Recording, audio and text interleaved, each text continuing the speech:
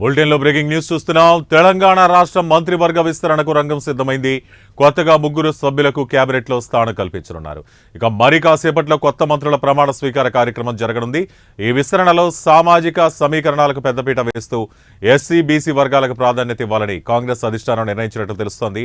ఇక మంత్రివర్గంలోకి కొత్తగా రానున్న వారిలో బీసీ వర్గం నుంచి వై శ్రీహరి ముదిరాజ్, ఎస్సీ వర్గం నుంచి వివేక్, ఎస్సీ వర్గం నుంచి అడ్లూరి లక్ష్మణ్ కుమార్లకు అవకాశం దక్కనున్నట్లు సమాచారం. దీంతో పాటు డిప్యూటీ స్పీకర్ పదవికి రామచంద్ర నాయక్ ఎంపిక చేసినట్లు పార్టీ వర్గాల ద్వారా తెలుస్తోంది.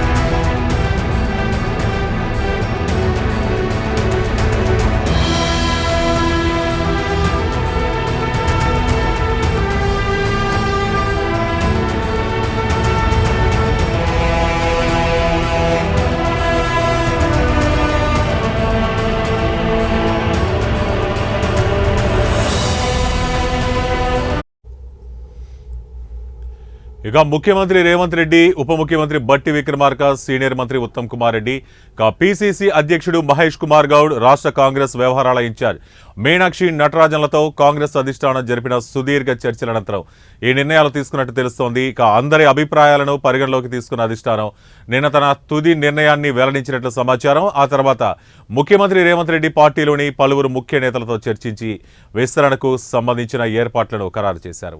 మొదట మంత్రివర్గ విస్తరణలో సుదర్శన్ రెడ్డి, కోమటిరెడ్డి రాజగోపాల్ రెడ్డిల పేర్లు ప్రముఖంగా వినిపించినప్పటికీ ప్రస్తుతానికి ఎస్సీ బీసీ వర్గాలకి అవకాశం కల్పించాలని అధిష్టానం స్పష్టం చేసినట్టు తెలిసింది.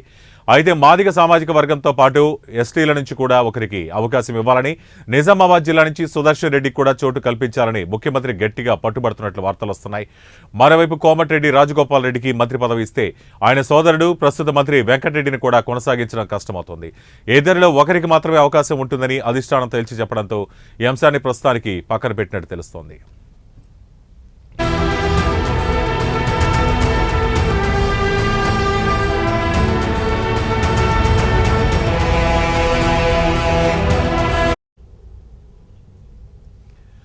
ప్రస్తుతం ముగ్గురికి మంత్రివర్గంలో స్థానం కల్పిస్తే ఇంకా 3 మంత్రి పదవులు ఖాళీగా ఉంటాయి. వీటితో పాటు చీఫ్ విప్ పదవి భర్తీకి కూడా కసరత్తు జరుగుతోంది. ఇక బీసీ వర్గానికి చెందిన ఆది శ్రీనివాస్ ప్రస్తుతం శాసనసభలో విగ్గా కొనసాగుతున్నారు.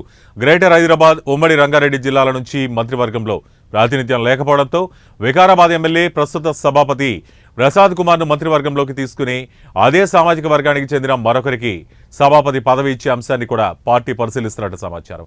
ఇక మంత్రి పదవుల కోసం గట్టిగా పోటీ పడుతున్న వారిలో ఒకరికి చీఫ్ విప్ పదవి ఇచ్చి సర్దుబాటు చేసే అవకాశాలు కూడా కనిపిస్తున్నాయి. గత 4 రోజులుగా హైదరాబాద్లోనే ఉన్న మీనాక్షి నటరాజన్ పార్టీ నాయకులు, కార్యకర్తలతో విస్తృతంగా చర్చలు జరిపారు. ఈ నేపథ్యంలోనే సామాజిక న్యాయాన్ని దృష్టిలో ఉంచుకొని మంత్రివర్గ విస్తరణ ఉండాలని ఆమె అధిష్టానానికి సూచించినట్లు కూడా ప్రచారం జరుగుతోంది.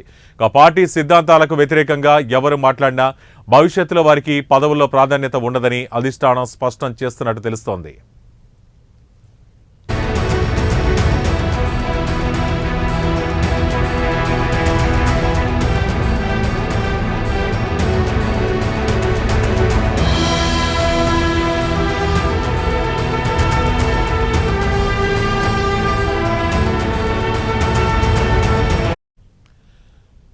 ఇదిలా ఉండగా ఎస్సీ వర్గీకరణ అమలుకు దేశంలోనే తొలిసారిగా తెలంగాణ ప్రభుత్వం శ్రీకారం చుట్టినందున దాని ప్రకారం మంత్రివర్గంలో తమ వర్గానికి తగిన ప్రాతినిధ్యం వహించాలని మాదిగ సామాజిక వర్గ ఎమ్మెల్యేలు ముఖ్యమంత్రి రేవంత్ రెడ్డిని కలిసి వినతి పత్రం అందజేశారు. సీఎంని కలిసిన వారిలో అడ్లూరి లక్ష్మణ్ కుమార్, వేముల వీరేశం, సామేల్, కవంపల్లి సత్యనారాయణ, కాళే యాదయ్య ఉన్నారు. గత లోక్సభ ఎన్నికల్లో, ఎమ్మెల్సీ ఎన్నికల్లో కూడా తమ వర్గానికి తగిన అవకాశాలు రాలేదని, ఈసారైన మంత్రివర్గంలో తమకు తప్పనిసరిగా చోటు కల్పించాలని వారు ముఖ్యమంత్రిని కోరినట్లు సమాచారం.